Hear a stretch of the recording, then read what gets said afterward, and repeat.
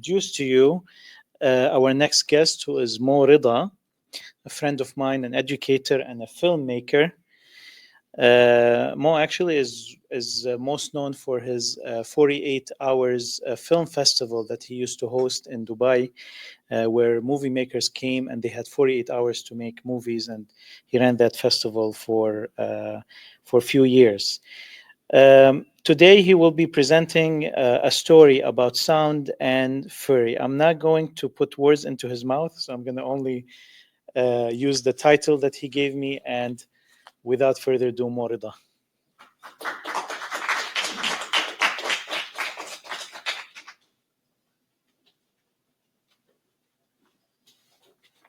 Hello.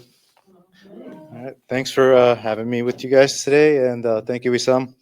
I'll get right into it. These are just some meditations on sound. I don't know how sensitive you guys are to sound and light, but I'm a very sensitive person to those things, and this is a little something I came up with.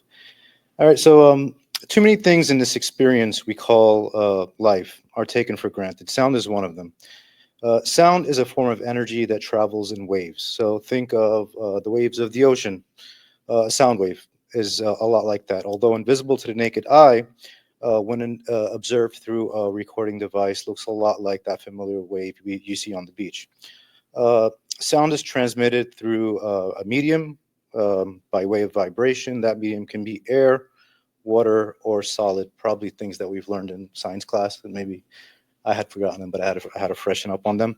But hence the expression, sound does not travel in a vacuum. It needs a medium. Um, the vibrations we humans are most familiar with are the human voice, and the vibrations produced by nature, animals, and musical instruments. But in this modern day experience, I think we have more competing sound than ever before, layer upon layer of engines humming, electronic dings and pings and dongs, machines clumping, clattering, speakers sputtering, splattering, TVs shuddering, radios stuttering, mobile devices in every hand, microphones recording every sound, headphones feeding those sounds back to us, amplifiers extending their reach, devices and machines all ready, willing, and able to record everything. There is a lot out there. Um, and in this unique situation that we find ourselves in, this soundscape, so to speak, that surrounds us, we tend to filter things out. In some ways, we've been programmed to let a lot of these sounds just bypass, and where do they end up? I of the opinion that they're somewhere still in there. I mean, they're sound, right? They're registering somehow. So it's not in our conscious awareness. It's in one ear and out the other, but I think there might be something that maybe gets stuck somewhere along the way.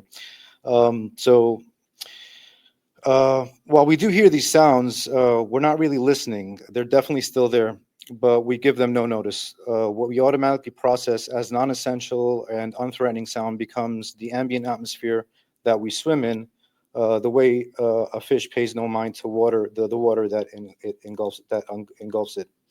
In order to function, most of the sounds surrounding us are relegated directly to our subconscious. This is what I think, where they find a compartmentalized landing spot. We become desensitized to the humdrum of all those various to the variations in the audio sphere, and we're only jolted when our flight or fight instincts are suddenly activated. Um, our drive for survival is very much supported by our ability to hear and process sound in accordance with their threat or reward levels.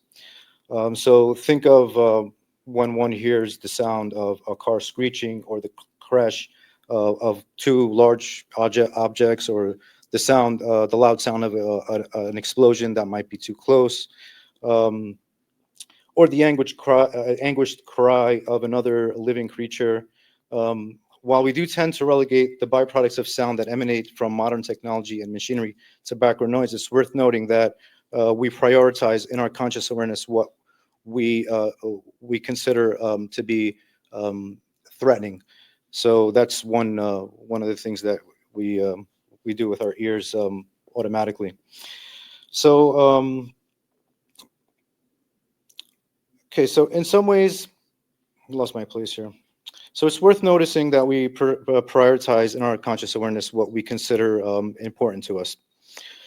Um, in some way, this can be translated to how we think and judge music. Okay, so if find it interesting, if we find it interesting and give it our attention, then it's music to our ears. But if we find it tedious and uninspiring, then the question remains: is it noise or is it music? So you know, that's for you guys to decide. So, at its core, music is an emotional expression, one of the most essential and basic to human existence. Just like in other art forms, in music, we try to express things that are limited in words. We look for catharsis, communication, and connection. Connections with ourselves, connections with others, and with the world that we inhabit.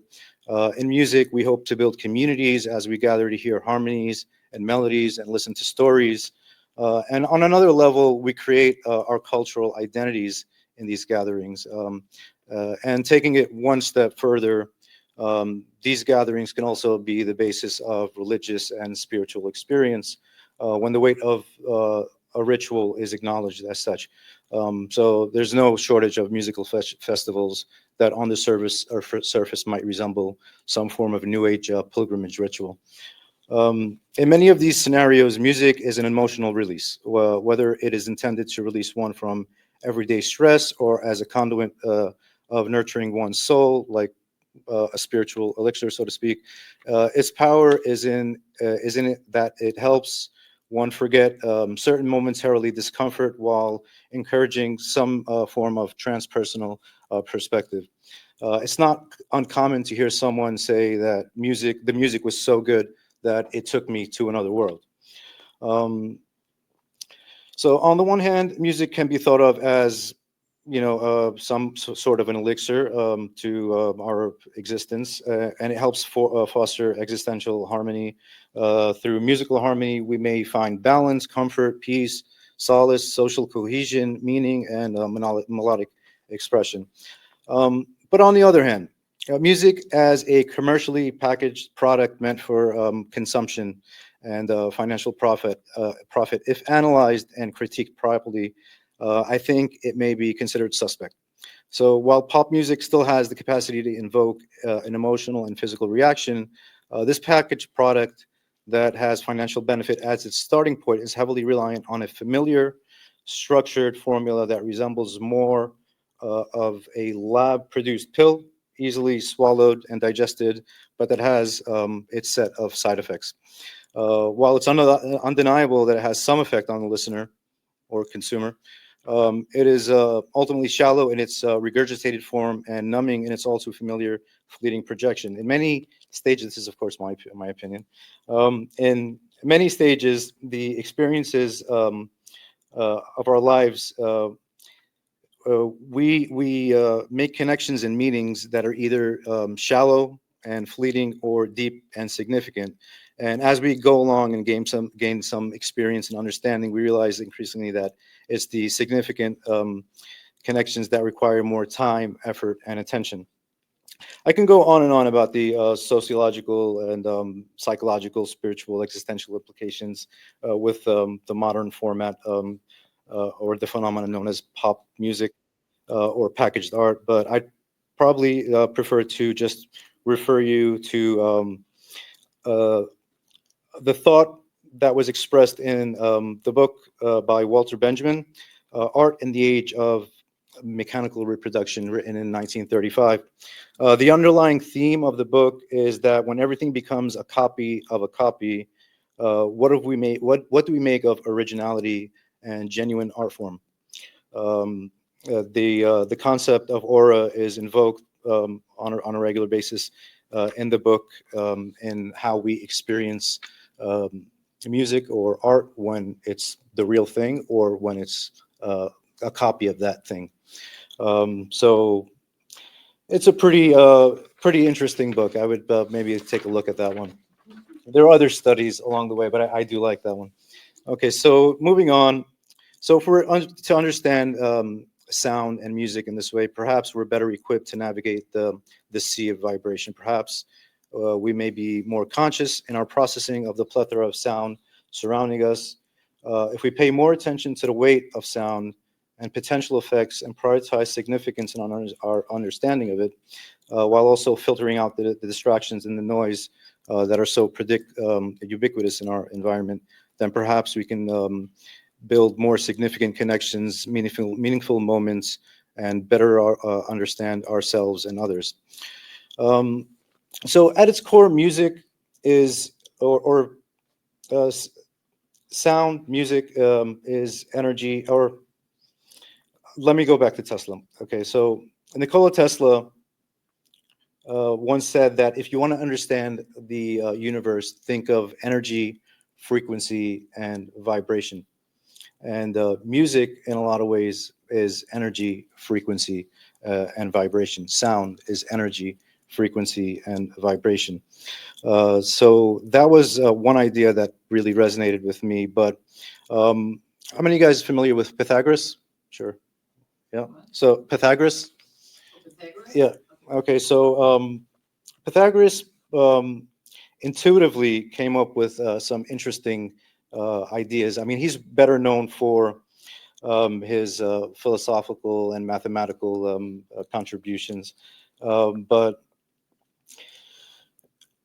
he made some foundational contributions to our understanding of music, particularly in the realm of harmony and harmonic intervals.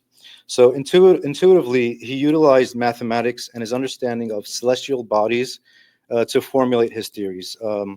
He proposed that celestial bodies, planets, stars, moved in mathematically precise orbits, creating an inaudible music of the spheres. We've heard that expression, I'm sure.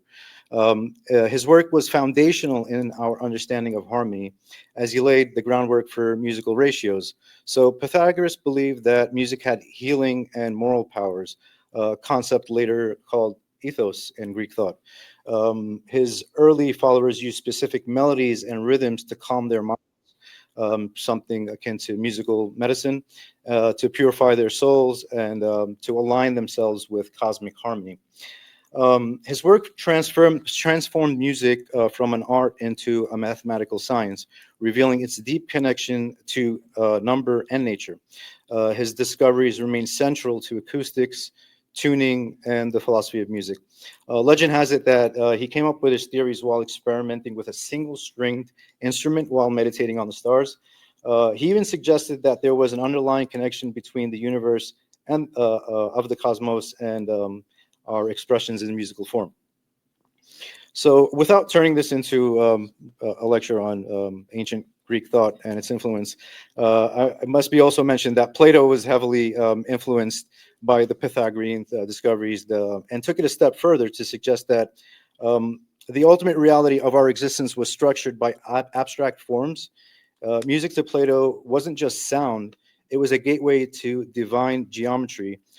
This synergy shaped Western philosophy, science, and art for millennia. So while Pythagoras thought that planets moved in mathematically precise orbits, creating celestial music, Plato took it to the next level by suggesting that the divine craftsman constructs the universe using geometry and harmonic proportions. So in his Republic, amongst in other places, he made some comments on this, but in his book, The Republic, Plato believed that the philosopher king must study music to grasp the music of justice and governance.